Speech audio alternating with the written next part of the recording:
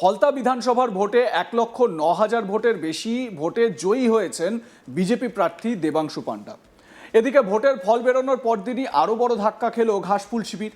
সোমবার 25শে মে ডায়মন্ড হারবার পুরসভার পরপর 9 জন কাউন্সিলর ইস্তফা দেন। ডায়মন্ড হারবার পুরসভার 16 জন কাউন্সিলর রয়েছেন, তার মধ্যে 9 জন কাউন্সিলর ইস্তফা দিয়েছেন। ইস্তফা দেওয়া কাউন্সিলরদের মধ্যে রয়েছেন 1 নম্বর ওয়ার্ডের কাউন্সিলর দিব্যেন্দু হালদার, 2 নম্বর ওয়ার্ডের কাউন্সিলর মঞ্জু মণ্ডল, 7 নম্বর ওয়ার্ডের কাউন্সিলর তমাল হালদার, 9 নম্বর ওয়ার্ডের কাউন্সিলর স্বপন হালদার, 11 নম্বর ওয়ার্ডের কাউন্সিলর অলোক হালদার, 13 নম্বর ওয়ার্ডের কাউন্সিলর অমিত সাহা, 8 নম্বর ওয়ার্ডের কাউন্সিলর মৃদুল হালদার এবং 16 নম্বর ওয়ার্ডের কাউন্সিলর দেবকী হালদার। সোমবার ডায়মন্ড হারবারের মহকুমা শাসকের কাছে নিজেদের ইস্তফাপত্র তুলে দেন তারা। যদিও মহকুমা শাসক জানান নিয়ম অনুযায়ী তাদের পুরো চেয়ারম্যানের কাছে ইস্তফাপত্র দিতে হবে। সেই মোতাবেক 8 জন কাউন্সিলর সরাসরি পুরসভার চেয়ারম্যান প্রণব দাসের সঙ্গে দেখা করে নিজের পদত্যাগপত্র জমা দেন। আরেকজন কাউন্সিলর নিজে সশরীরে আসতে না পারলেও তিনি মেলে বা ইমেল করে নিজের পদত্যাগপত্র জমা দেন সোমবার। ঘটনাকে কেন্দ্র করে চাঞ্চল্য ছড়িয়েছে রাজনৈতিক মহলে। পুরসভার মেয়াদ শেষ হতে এখনও প্রায় 8 মাস বাকি, কিন্তু তার আগেই দায়িত্ব ছাড়ার সিদ্ধান্ত নিয়েছেন ওই কাউন্সিলররা। কিন্তু মেয়াদ শেষ হওয়ার আগেই হঠাৎ করে ইস্তফা কেন? পদত্যাগী কাউন্সিলররা জানান, ডায়মন্ড হারবার এলাকায় বেআইনি নির্মাণ, একের পর এক পুকুর ভরাট এবং তোলাবাজির মতো ঘটনায় প্রশাসনের ভূমিকা নিয়ে তারা দীর্ঘদিন ধরেই ক্ষুব্ধ ছিলেন। পাশাপাশি পুলিশ প্রশাসনের বিরুদ্ধেও একাধিক অভিযোগ তোলেন তারা। পদত্যাগী কাউন্সিলরদের এক এক করে বক্তব্য আপনাদের শোনাই। প্রথমেই নজর রাখি অমিত সাহা, পদত্যাগী একজন কাউন্সিলর, তিনি কি বলেছেন শুনুন।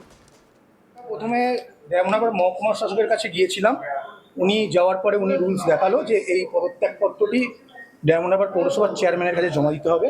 উনি বোর্ড মিটিং করবে, বোর্ড মিটিংয়ের পরে উনি অ্যাকসেপ্ট করলে আমাদের পদত্যাগপত্র দিতে হবে। কী কারণে এই পদত্যাগ? আমরা পদত্যাগ করলাম ডায়মন্ড হারবারের উন্নয়নের স্বার্থে। পশ্চিমবাংলার নতুন মুখ্যমন্ত্রী মাননীয় শুভেন্দু অধিকারী মহাশয়, তিনি পশ্চিমবাংলায় মুখ্যমন্ত্রী হওয়ার সাথে সাথে যে গুরুত্বপূর্ণ সিদ্ধান্ত নিয়েছে এবং তিনি বলেছেন এই পশ্চিমবাংলাকে সোনার বাংলা করো। এই ডায়মন্ড হারবারের মানুষ যাতে প্রপার উন্নয়ন পায়, ডায়মন্ড হারবারের মানুষ যাতে ভালো থাকে, আমি একজন কাউন্সিলর হিসাবে এবং ডায়মন্ড হারবারের ভূমিপুত্র হিসাবে আমি চাই ডায়মন্ড হারবারের মানুষ সঠিকভাবে সুন্দরভাবে ডায়মন্ড হারবার যাতে থাকতে পারে। কতজন আগে পদত্যাগ? আমাদের টোটাল ডায়মন্ড হারবার পৌরসভার 16টা কাউন্সিলর, তার মধ্যে আজকে আমরা একত্রিত হয়েছি 8 জন আমরা ডায়মন্ড হারবার পৌরসভার চেয়ারম্যানের কাছে আমাদের পদত্যাগপত্রটি জমা দিয়েছি, আমাদের রিসিভও করে দিয়েছি। অভিষেকবাবু বলেছিলেন যে ডায়মন্ড হারবারকে সোনার ডায়মন্ড হারবার বানাবো, তার সৈনিকও আপনারা শুনুন, আমরা সৈনিক ডায়মন্ড হারবারের উন্নয়ন নিয়ে কোনো কথা বলবো না, কারণ উন্নয়ন আমরা করেছি, কিন্তু ডায়মন্ড হারবার মডেল নয়, এটা ছিল পুলিশ মডেল। পুলিশকে দিয়ে যেভাবে অত্যাচার হয়েছে, পুলিশ যেভাবে টাকা নিয়েছে, আপনি দেখবেন ডায়মন্ড হারবারে নির্বাচিত হয়েছে এমএলএ। আপনার সাংবাদিকদের মাধ্যমে বলতে চাই, এমএলএকে কোনোদিন দেখতে পেয়েছেন কোনো কাজে দেখতে পেয়েছেন কোনোদিন? যা কিছু হয়েছে সম্পূর্ণ আগের সরকারের পুলিশ প্রশাসন, তারা অত্যাচার করেছে। মুখ খুললে কাউন্সিলররা মুখ খুললে তাদেরকে শারীরিক অত্যাচার হতে হচ্ছে। পাশে দাঁড়িয়ে আছে হয়েছে, অবশ্যই। আমরা 2 বছর আগে অভিযোগ জমা দিয়েছিলাম, 2 বছর। সেই একটা দুর্নীতির অভিযোগ আমরা ডায়মন্ড হারবার পৌরসভায় 400 কোটি টাকার একটা প্রজেক্ট নিয়ে জমা দিয়েছি। প্রজেক্টের হাতে নাতে ধরেছিলাম, পৌরসভায় কোনো বোর্ড মিটিং হয়নি, সেই প্রজেক্ট তাদেরকে পাস করে দেওয়া হয়েছিল। আমরা যখন সেই ব্যক্তিদের নামে এফআইআর করলাম, থানায় যখন জমা দিলাম, 2 ঘন্টা পরে দেখছি সেই ব্যক্তিগুলো থানা থেকে চলে যাচ্ছে। আমরা জিজ্ঞাসা করেছিলাম যে কেন, কি জন্য ছাড়া হলো, সদুত্তর কোনো দেয়নি। আর যখনই এই অভিযোগটা পড়েছে, তখন পুলিশ অন্যভাবে আমাদের প্রত্যেকটা কাউন্সিলরকে অত্যাচার করেছে, বেশিরভাগ কাউন্সিলরকে।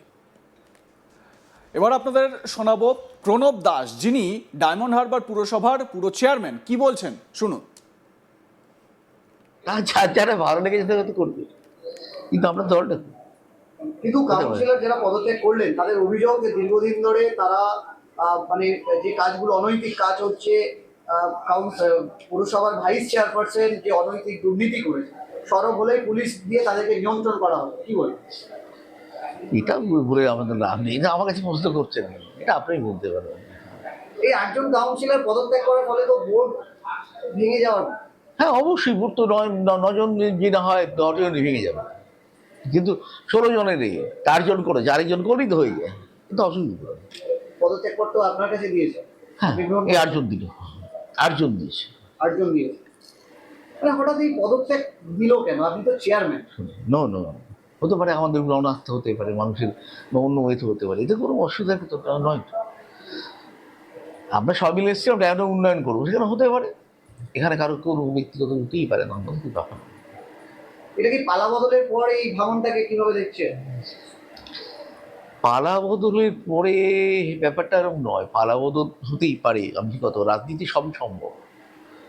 পালা বদল হয়েছে, আবার আসতে পারে, আবার এ তো হবেই, হতেই পারে, তবে যে কোনো মানুষ সম্মানের সঙ্গে সরে যাবে। আগামী দিনে আপনিও কি অন্য দলে যাবেন নাকি? এরকম কোনো সম্ভাবনা দেখছি না।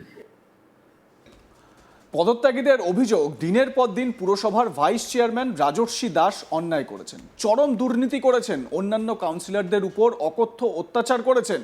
কেউ দুর্নীতির বিরুদ্ধে মুখ খুললে লোকজন দিয়ে তুলে নিয়ে গিয়ে মারধর পর্যন্ত করেছেন এই ভাইস চেয়ারম্যান। এমনকি পুলিশকে দিয়েও নানাভাবে হেনস্থা করা হয়েছে। পুরসভার 400 কোটি টাকার প্রজেক্টের দুর্নীতির বিরুদ্ধে সরব হলে বহু কাউন্সিলরদের উপর নানাভাবে অত্যাচার করা হয়, তাদেরকে হেনস্থার শিকার হতে হয়।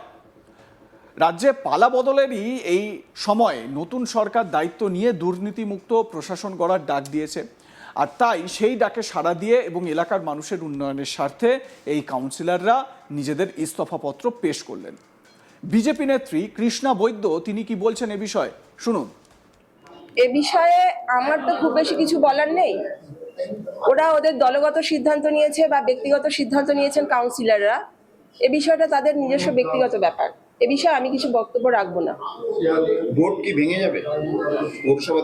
আমাদের তো 16টা ওয়ার্ড নিয়ে বোর্ড, তা সেখানে যদি 8জন পদত্যাগ করেন, স্বাভাবিকভাবেই তো, আবার শুনছি তো একজন নাকি অনলাইনে করেছেন পদত্যাগ, তাহলে 9জন হয়ে গেল, তাহলে স্বাভাবিকভাবেই বোর্ডটা থাকে না।